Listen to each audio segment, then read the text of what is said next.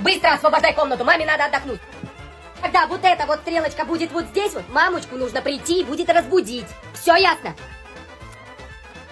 Ну да.